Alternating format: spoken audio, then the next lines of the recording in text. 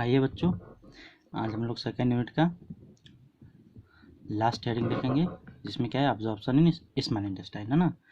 Absorption जो भी होता है स्मॉल इंटेस्टाइन में ही होता है, बस इसको जानना है। देखिए, the process of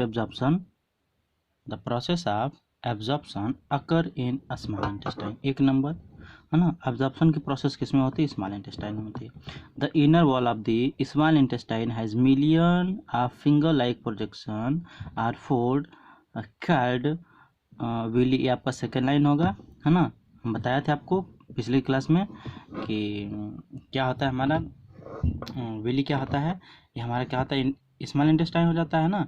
finger like projection कुछ ऐसा होता है ना, इसके अंदर ऐसा होता है। फिर इसमें भी एक और लेयर होती है, डबल लेयर होती है ना। पहला लेयर क्या होता है, इसी को विली कहते हैं, विली, है ना। आप बना चुके हैं उसको। इसमें फूड ये हमारा स्मॉल इंटेस्टाइन हो जाता है। और एक क्या होता है, ब्लड वेसल्स होती है। इसमें जो भी चीज़ें हम खाते पीते हैं, इसका एब्जॉर्प्शन किसके थ्रू होता है? Diffusion process. उस प्रोसेस क्या कहते हैं हम लोग? Diffusion process. आप उसको लिख चुके हो, है ना। तो चलो आगे देखते हैं। हम विली के बारे में है, आपको जानना जरूरी है, लिखना भी है ना। इच विलीस, इच विलस, है ना, ये आपका सिंगुलर विलस है, प्लूरल है। Each villus has a network of them and a small capacity close to its surface, है ना। इस विली में क्या होता है, अपने आप को क्लोज करने की भी होती है कैपेसिटी, है ना।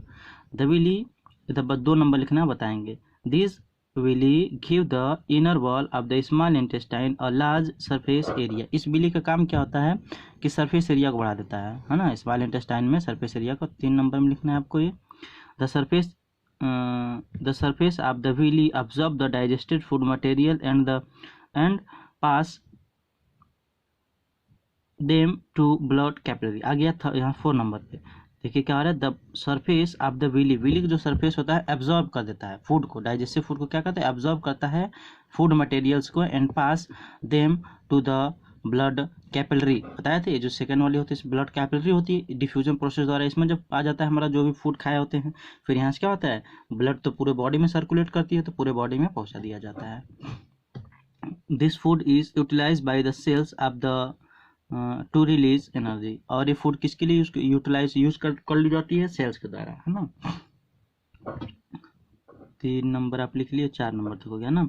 The blood carries the absorb digested food from the small intestine to different organ of the body where it is used to build complex substance। वही बोला कि ब्लड से जो हम फूड एब्जॉर्ब कर लेता है, फूड जो ब्लड एब्जॉर्ब करता है, तो ही बोला है blood carries the absorb digested food from the small intestine to the different organ. सही बात, मतलब इंटेस्टाइन में तो एब्जॉर्प्शन हुआ, हाथों में कैसे आएगा, हमारे यहाँ तक कैसे आएगा? थ्रू ब्लड के थ्रू तो आएगा। तो ये बोल रहा है डिफरेंट ऑर्गन में जाता है। Body use to build complex, इसमें कम्प्लेक्स सब्सटेंसेस का फॉर्मेशन सच एज प्रोटीन। क्या क्या बनता है? प्रोटीन बनता है। तो आपको इसमें लिखना क्या है,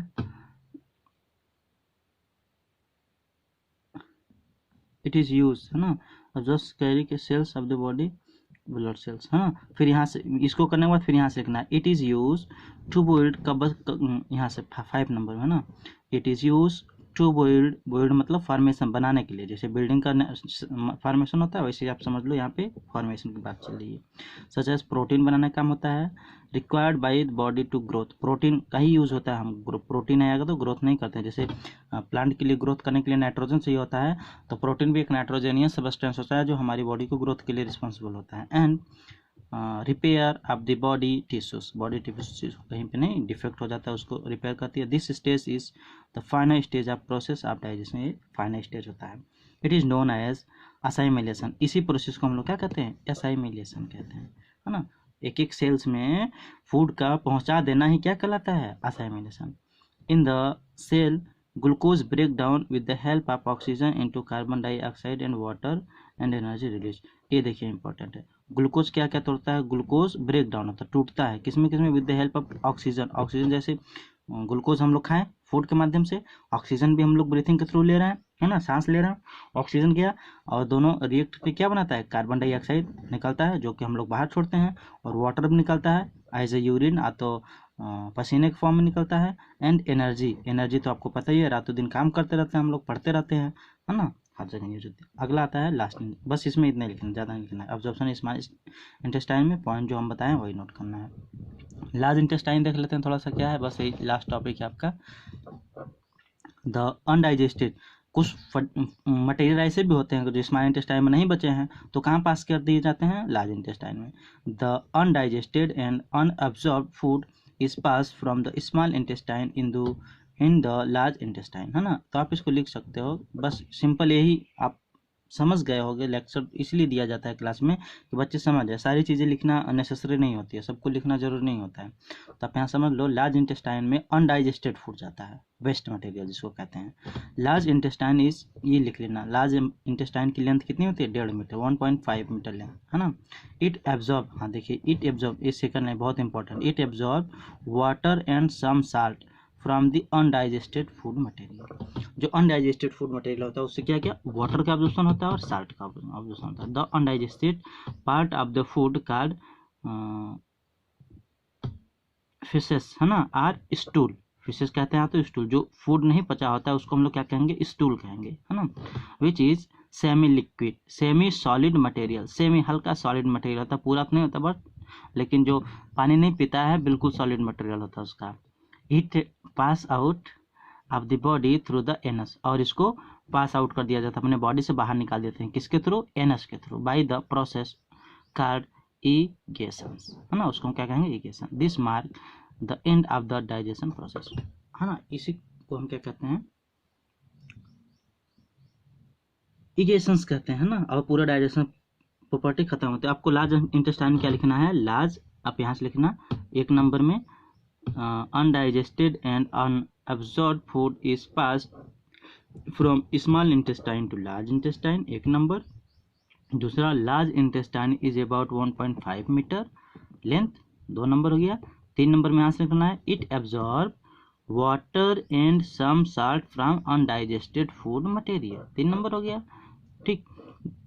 हर तो लाइन इंपॉर्टेंट है, तो आप क्या लिखिए, undigested part of the food called stool, है ना, फिशेस लिख लेना आप तो स्टूल लिख लेना, जो कैसा होता है, सेमी सॉलिड मटेरियल होता है। इसको पास आउट कर दिया जाता है, कुछ ऑर्गन होते हैं, किस ऑर्गन के थ्रू, एनस के थ्रू पास आउट कर दिए जाते हैं ना, जो कि सब लोग करते हैं सुबह सुबह अकेले जाके, ठीक, समझ गए होगे, इतना समझदार बच्चे हो। और इसी प्रोसेस को हम लोग क्या कहते हैं, इगेशन कहते हैं, और इसमें कुछ है नहीं।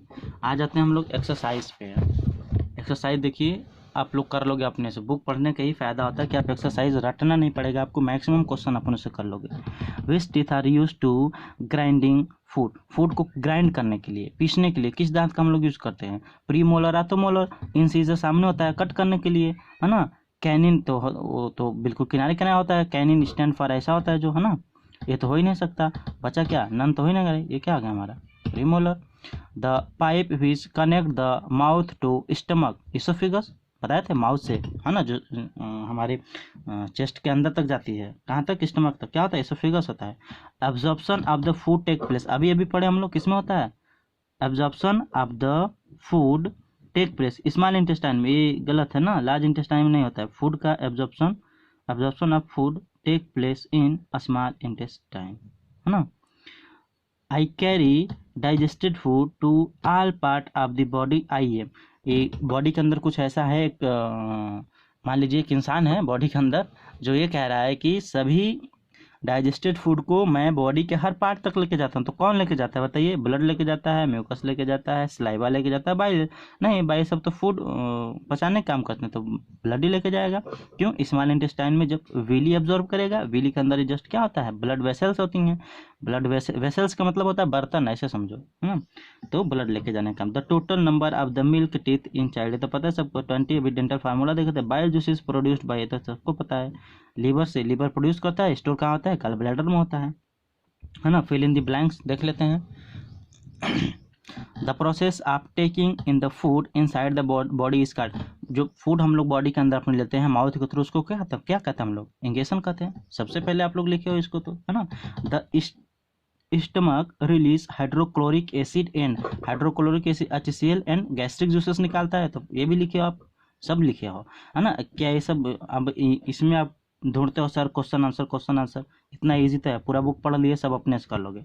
Amoeba digest it food in the, किसमें पढ़ता है, साइटोप्लाज्म, इन द साइटोप्लाज्म, तो वैक्यूल्स है ना, foods its amoeba digest its food in the cytoplasm are vacuoles भी कहते हैं ना, है ना, वैक्यूल्स आप पहले लिख चुके हैं इसको, जो अमीबा नहीं बनाता ऐसे करके यहाँ पे एक बनाता है vacuoles. The inner wall of the small intestine has many finger like, देखो फिंगर लाइक स्ट्रक्चर मतलब जिग जैग ऐसा कुछ होगा, उसको क्या कहते हैं, ग्रोथ सेल, उसको क्या कहते हैं हम लोग, विली कहते हैं, क्या कहते हैं, like out growth cell, villi कहते हैं, क्वेश्चन मार्क नहीं है, विली कहेंगे उसको, क्या कहेंगे, villi. Grass eating animal like cow and buffalo are called, ऐसे एनिमल जो घास खाते हैं उनको क्या कहते हैं, सबको पता है शुरू से, हर्बीवोरस, क्या कहते हैं उसको, हर्ब का मतलब घास होता है, वोरस मतलब घास खाना, हर्बीवोरस। ट्रू फॉल्स हो गया।